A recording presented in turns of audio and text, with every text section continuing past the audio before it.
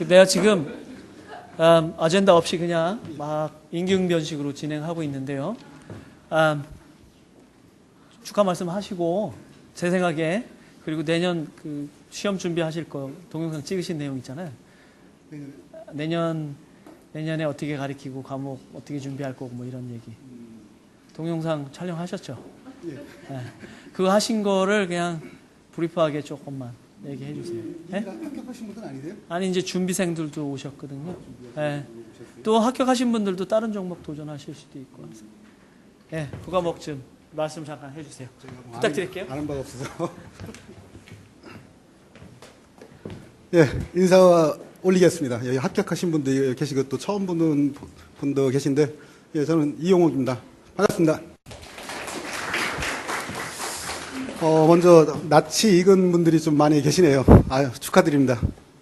다시 한번 축하드리고, 그동안 한 1년 가까이, 진짜 피나는 노력과 남들에 비해서 더 고생했고, 더 많이 노력했기 때문에 합격의 영광을 얻으셨을 거예요. 여기 진짜 몇 번 아무튼 축하드리고, 그리고 이제 새로 공부하시는 분들, 이제 그분들은 제가 좀 이따가 이제 공부하는 방법이라든가 이런 부분은 다시 한번 말씀을 드리도록 하고, 지금 여기 이제 취업과 관련해서 오신 걸로 저는 알고 있었어요. 그리고 다른 정보가 없이 오다 보니까 그냥 두서없이 말씀을 좀 드려야 될 것 같은데, 취업이라고 한다면 되게 이제 자격을 취득하고, 취득을 하면 이제 진로를 갖다 대략 선택을 하시거든요. 근데 취업 쪽이라고 하면 되게 보험사 쪽을 예상을 하고 있을 거고, 그러니까 아직 20대이신 분들이나 30대 초반 분들이 많으실 거고, 또 이제 30대가 넘으신 분들은 이제 취업을 잠깐 했다가 개업이라든가 기타 이제 다른 방향을 좀 생각을 하고 계실 건데, 저는 이제 전자, 즉 학생분들이라든가 아직 미취업 하신 분들한테 먼저 조언을 드리면, 취업을 하셨다 그러면은 일단 기본 스펙은 돼 있거든요. 근데 이제 문제는 보험회사 같은 경우가 대개 이제 30대 그룹 내에 속하는 다 거대 그룹이거든요. 그래서 여기서 예를 들면 S사를 갖다 비교를 한다면, S사는 S사 공채로서 별도로 뽑아요. 삼성 공채로서. 그러면은 거기에서 공채로 합격하면 어떤 사람은 물산을 가고, 어떤 사람은 중공업 가고, 어떤 사람은 화재로 가고, 어떤 사람은 생명도 가거든요. 그렇기 때문에 이 자격, 손해사정 자격 하나만 가지고서, 삼성에 무조건 특정 회사를 검역해서 좀 그런데 이해하세요. 삼성에 무조건 취업이 가능하다. 이거는 현실적으로 좀 어렵다고 볼 수도 있어요. 물론 이제 다른 스펙까지 같이 결부가 돼 있다라면 충분히 가능한데, 전에처럼 자격만 있다고 무조건 취업은 안 돼요. 근데 다른 일반적인 상황보다, 아니면 다른 비자격자보다는 취업의 가능성이 훨씬 더 높죠. 그 방법을 먼저 말씀을 드리면, 3종이 됐든 4종이 됐든 간에 아직까지는 보험회사 쪽에서는 모자라요, 이 자격이. 특히 이제 3종도 조금 이제 거의 풀에 가깝게 찾고, 조금 이제 지금 이제 거의 감독청에서 요구하는 정도는 다 인원수는 채우고 있는데, 그렇다고 하더라도 자격자들이 지금 계속 나오고 있거든요. 3종 쪽을 먼저 말씀을 드리면, 90년대까지만 하더라도 거의 많이 뽑혀야 20명, 30명. 진짜 많이 뽑혔죠. 합격하면 한 40명 정도 뽑혔거든요. 이러다 보니까 그 당시에 이제 90년대 후반부터 집중 교육을 시켜갖고 또 인원도 많이 늘렸죠. 이제 2000년대 초반부터. 그래서 2000년대부터 2003년도 정도가 지났을 때는 자동차 보험, 즉 자동차 보험에 대한 손해사정사가 거의 풀에 찼어요. 이제 그러니까 감독 규정에 요구하는 정도가 됐거든요. 문제는 뭐냐면 그 당시에 90년대 후반이나 2000년대 초반에 따셨던 보험회사 내부에서 따셨던 분들, 그분들이 대개가 직급이 대리급, 과장급이거든요. 그럼 지금 2000년대 초반이나 90년대 후반이면 지금 몇 년 전이에요? 15년 전이거든요. 그럼 그 사람들이 지금 뭐여야 되겠어요? 차장 아니면 부장급. 근데 이제 다행히 이분들이 다 차장이나 부장을 다 올라가면 안 나오죠. 거기 그냥 웬만하면 조직생활 하면서 월급 또박또박 나오고 연봉 나쁘지 않으니까. 근데 이제 조직이라는 건 거의 피라미드 형식으로 줄어들 수밖에 없다 보니까 다 올라갈 수가 없거든요. 그래서 요즘에 90년대 후반이나 2000년대 초반에 따셨던 분들이 많이 또 이렇게 이탈을 하고 계세요. 이탈을 하는데 그 당시에 갑자기 90년대 후반과 2000년대 초반에 인원이 확 늘다 보니까 이들이 갑자기 확 빠져버리면 이제 회사에서는 또 위험 관리가 또 들어가야 되거든요. 그렇기 때문에 예비적으로 항상 그러니까 여유의 자격을 갖다 보유하려고 해요. 그렇다면은 이제 그 필요성이 있고 상황이 벌어진다라고 하면은 그러면 이제 그 화재 쪽이라든가 생명 쪽, 4종 같은 경우는 생명이고 3종 같은 경우는 이제 화재 쪽이겠죠. 이쪽에 대해서는 정식적 그 연말 월말에 있는 매년 대졸 4년대 대졸 공채 이거 말고 별도로 특채를 많이 뽑아요. 그 특채 같은 경우는 각 인사과에서 별도로 갖다 공지를 하기도 하고 또 때로는 그런 공시 없이 뽑기도 해요. 그래서 여기 지금 이제 미취업자분들 일단 지금 취업 시즌이니까 원서는 다 넣으세요. 다 넣으시되 만약에 이 취업 시즌에 혹시라도 안 됐다 그렇다고 하면은 수습을 그쪽에서 받으세요. 원하는 회사. 저 또한 저도 저를 비롯해서 제 주변의 몇몇 사람들도 마찬가지. 저는 이제 4종은 이미 이제 회사 다니면서 다 수습이 끝났는데 3종은 제가 수습을 못 받았거든요. 왜냐하면 회사를 다니면서 손해보험 쪽 수습을 받으면 회사 쪽에서 별로 안 좋아하고 또 이렇게 별로 꺼려하는 그런 풍조가 좀 있다 보니까 회사를 퇴사하고 이제 수습을 받으러 갔는데 일반 법인지에서 받을까 하다가 어차피 받는 거 큰 데서 받자 해서 보험사 쪽으로 지원을 했는데 보험사 쪽에서 수습 과정 중에 굳이 뭐 수습을 하시냐 그냥 입사를 하셔라. 다 인사과에 말을 해놨으니까 그냥 입사를 하셔라. 이런 제안이 수시로 들어오거든요. 그만큼 자격이 필요하다는 뜻이에요. 그러니까 공채는 일단 다 지원을 하고 혹시라도 이제 공채가 안 됐다 했을 때는 각 원하는 회사 쪽에 수습 신청을 하면은 그런 별도의 채용 제의가 들어올 수가 있어요.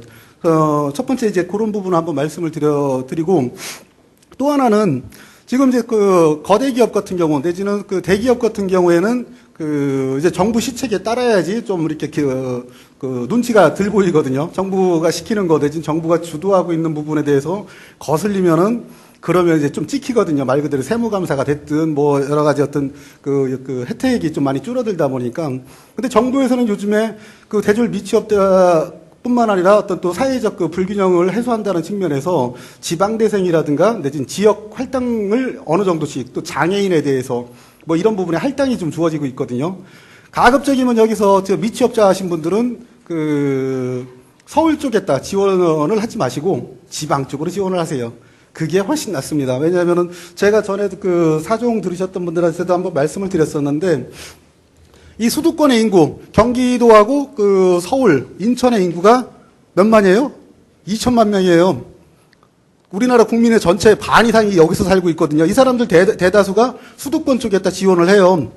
그리고 이 수도권 쪽에 우리나라의 대학이 한 150개 가까이가 있다고 하는데 그 중에 상위 30%가 있는 대학이 다 수도권에 있어요. 서울권에 있거든요. 여러분들이 그 정도의 서울 상위권에 있는 대학을 나와서 여기 2천만 명 전 국민의 반하고 한번 대적을 해서 충분하게 이길 만한 능력과 실력이 있다라면 그렇게 하셔도 되는데 그게 아니라면은 가급적이면 지방에다 지원을 하는 게 좋죠. 그래서 입사 지원서 원서 쓸 때도 근무처, 희망 근무처 이렇게 묻기도 하거든요. 그럴 때 가급적이면 저기 음성은 좀 심했나요? 음성에는 보상과, 거기 자동차 보상과도 있어요. 거기 있나? 있을 거예요. 여하튼 지방 쪽으로 하면은 일단은 거기서 지역 할당제가 이루어지고 있기 때문에 조금 더 눈여겨볼 수가 있고 또 한 가지, 원서를 원서가 요즘엔 대부분 다 인터넷으로 다운이 돼요. 근데 약간의 수고스러움을 들여서 여기서 먼저 지방을 먼저 말씀을 드려야 되겠는데 나는 사는 곳이 서울인데 굳이 왜 지방으로 가냐? 아니면 지방에 연고가 없는데 잘 찾아보시면 있어요. 부모님이 고향이 지방이 아니시다. 할머니, 할아버지, 이모 찾으면 지방에 한두 명씩 연고가 다 있거든요. 그쪽에다가 주민등록지를 옮기든 일단 면접 볼 기간 동안만이라도 해서 접수를 하면은 가점이라고 할까요? 지역 할당제에 조금 더 유리하게 걸릴 수가 있고 또 한 가지가 수고스러움을 약간 버리라는 게 가급적이면은 저기를 가요. 특히 이제 일반 공채, 전체 공채 할 때는 큰 의미가 없어요. 아까 말씀드렸듯이 S사 공채가 들어가면 물산으로 갈지 생명으로 갈지 아무도 모르거든요. 그건 이제 교육 연수 과정에서 이제 분리가 되기 때문에. 근데 이렇게 아까 특채가 됐든 아니면 개별 입사가 될 때 요럴 때 같은 때는 거기 해당 지역에 있는 센터장이라든가 팀장이라든가 이 사람들 입김이 또 적잖게 영향을 미치거든요. 그래서 원서를 받을 때도 가급적 컴퓨터 다운받고 집에서 혼자 쓰셔갖고 우편 발송하지 말고 직접 한번 사무실 어떻게 생겼는지 구경도 한번 해보고 거기 그 파트장이나 센터장이나 팀장은 어떤 성향을 갖고 있는지 얼굴 한번 보면은 사람이란 게 그렇거든요. 전화로만 아니면 글로서만 열심히 자기를 설명한 것보다 얼굴 한번 먼저 보거나 악수 한번 먼저 한 사람들이 더 친근감을 가질 수밖에 없거든요. 그리고 그 센터장이나 팀장이나 거기에 있던 지역 단장이 인사권을 갖고 있지는 않지만 그들 또한 다 인사부서에 있는 사람들하고 연계가 돼 있고 다 아는 사람들이고 이 사람 분명히 그리고 또 인사과 쪽에서 뭔지 물어요. 이 사람 이번에 특채를 몇 명 뽑았는데 그쪽에서 뭐 그 부족한 인원이 몇 명입니까? 그럼 요번에 누구 원서 가져갔는데 그 친구 참 뭐 똘똘하게 생겼더만 요 한마디만 합격해 그냥. 물론 어차피 그 정식 절차는 다 본사에서 하겠지만 그리고 또 한 가지 지방으로 간다는 걸 또 대단히 또 이렇게 좀 두려워하시는 분들이 계신데 요즘에는 금융권 같은 경우 그 한 지역에서 2년 이상 근무하기 어려워요. 거의 2, 3년에 한 번씩 돌거든요. 뭐 사원급일 때는 그 자리에 있을 가능성이 높은데 대리급 내지는 과장급 올라가면 계속 순환제로 돌리거든요. 그리고 또 지방을 입사했다고 하더라도 한 적어도 한 4, 5년 이내에 그 인사과 쪽에 어떤 그 사정만 얘기를 하면은 이쪽 서울 쪽으로도 충분히 올 수 있으니까 그런 부분도 감안을 좀 하시고 그리고 뭐 면접이라든가 저도 이렇게 가끔 이제 직원들을 채용을 하거나 아니면 이렇게 보다 보면은 면접을 할 때나 내지는 이력서를 작성할 때 너무 평이해요. 이력서 작성은 어쩔 수 없죠. 이력서는 딱 처진 줄 내에서 이제까지 살아온 생활을 갖다 간략하게 그러니까 기록을 하는 거다 보니까. 그런데 제일 아쉬운 게 보면은 자소서, 자기소개서가 똑같아요. 거의 어디 인터넷에서 다 누군가 다 복사해가지고 막 뿌리는 것 같은 느낌, 이런 느낌이거든요. 그거 보지도 않아요, 인사과에서. 그러니까 자기소개서를 조금 독특하다라고 해서 또 너무 튀는 것도 별로 안 좋아해요. 그래서 자기만의 개성을 살려서 나는 물 맞고 공기 좋은 어디서 태어나가지고 바르신 부모님 밑에서 어떻게 자랐고 정식을 생활의 신조로 삼고 이거는 일반적이고 뻔해가지고 보지도 않아요. 그런 문구는. 그래서 조금 더 자극적이면서 내가 이렇게 인생을 갖다 이 보험회사를 선택하게 된 아니면 내가 인생을 손해사정사를 공부하게 된 계기 이걸 공부하면서 여하튼 제가 이렇게 꼭 쓰라는 말씀은 아닌데 근데 조금 더 독특하게 쓰시는 게 여러분들한테 조금 서류 전형을 통과하는데 좀 유리할 수가 있다. 이 말씀을 하나 더 드리고 싶고. 그리고 이제 만약에 그 보험회사가 원수사라고 하죠. 이제 통상 원수사가 취업이 안 됐다. 이럴 때는 이제 자회사도 한번 생각을 해볼 필요가 있거든요. 지금 자동차 쪽에도 자회사가 거의 빅3 같은 데는 대부분 자회사가 있고 또 이제 생보 같은 경우도 거의 빅3는 자회사가 대부분 있거든요. 본회사, 그러니까 본사보다는 급여 부분은 한 3%에서 5% 정도 차이가 나요. 그리고 복지는 조금 차이가 나요. 그러니까 본사가 이용할 수 있는 콘도가 한 50개다. 그러면 자회사 같은 경우는 한 30개. 요 정도 차이가 나요. 일을 하는 거 별 차이 없어요. 그리고 본사라고 표현하나요? 원수사하고 자회사하고 인적 교류도 수시로 왔다 갔다 해요. 제가 알고 있는 모 회사도 수시로 1년에 한 10명은 이쪽으로 가요. 원수사, 본사로. 그리고 또 그쪽에 원수사에서 내진 본사에서 제대로 적응을 못하거나 아니면 좀 외야 업무를 하고 싶어 하거나 아니면 이런 사람들 새로 지원받아서 또 10명은 또 이쪽으로 와요. 서로 이렇게 인적 교류가 있거든요. 그래서 자회사라고 해서 반드시 그렇게 거부할 필요는 없어요. 그리고 자회사 같은 경우는 일반 법인체보다는 훨씬 더 급여 체계라든가 내지는 복리후생이 체계화가 돼 있거든요. 그래서 자회사도 한번 적극적으로 검토해보는 것도 나쁘지가 않다, 좋다. 그리고 이제 정안됐을 때, 이럴 때는 이제 법인체를 한번 생각을 해봐야 되겠죠. 근데 법인체 같은 경우는 사실 그대로 자격이 있다라고 해서 달라질 건 없어요. 물론 이제 일부 회사 같은 경우에는 이제 자격 때문에 어떤 직책을 줄 수도 있겠지만 그 직책이라는 것도 역시 거의 신임에 가깝기 때문에 아직 그 업무를 실질적으로 해보신 분들이 아니시기 때문에 큰 메리트는 없거든요. 근데 일단 업무를 배울 수가 있고 정 안 되면은 또 이제 개업이라든가 기타 다른 생각도 해볼 수가 있으니까 그런 순으로 나가고 원서를 갖다 할 때는 그러니까 아까 제가 말씀드렸어요. 있는 회사, 아는 회사는 다 지원하시라고. 지원을 해서 나쁠 건 없거든요. 그리고서 이제 거기서 서류 전형이 됐든 면접 전형이 됐든 이럴 때 이제 중복되면 이제 그 상황이 맞게끔 해야 되는데 문제는 면접 보실 때 가끔 또 그런 분이 있어요. 제가 K사하고 D사하고 합격을 했는데 이번에 H사로 왔습니다. 면접 보러. 별로 안 좋아해요, 사람들. 그런 거 알고 계셔야 되고, 옷차림도 마찬가지죠. 뭐 다 아시겠지만, 그 기본적이겠지만, 보험회사는 보수적이에요, 상당히.